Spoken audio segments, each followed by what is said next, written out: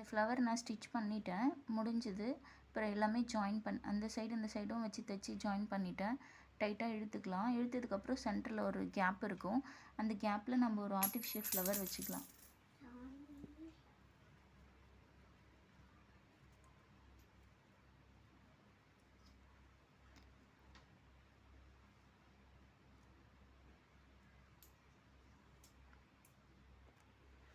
இந்த ஃப்ளவர் சென்டரில் வச்சு அடியில் இந்த காம்பு கட் பண்ணி எடுத்துடலாம். எடுத்துட்டதுக்கப்புறம்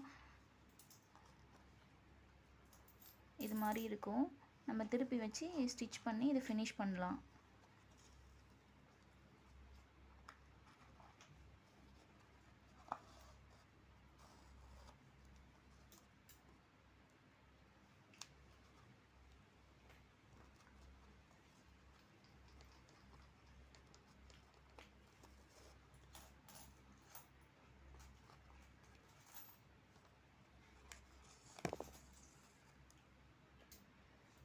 இந்த ஃப்ளவர் ஃபினிஷ் பண்ணிட்டேன். இதுக்கப்புறம் பின்னாடி திருப்பி எண்ட் நாட் போட்டுக்கலாம்.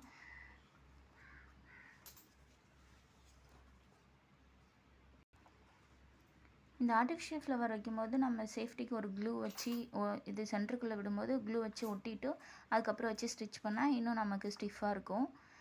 இந்த ப்ரூச் கிளாஸ் முடிஞ்சுது. நெக்ஸ்ட் கிளாஸில் மீட் பண்ணலாம்.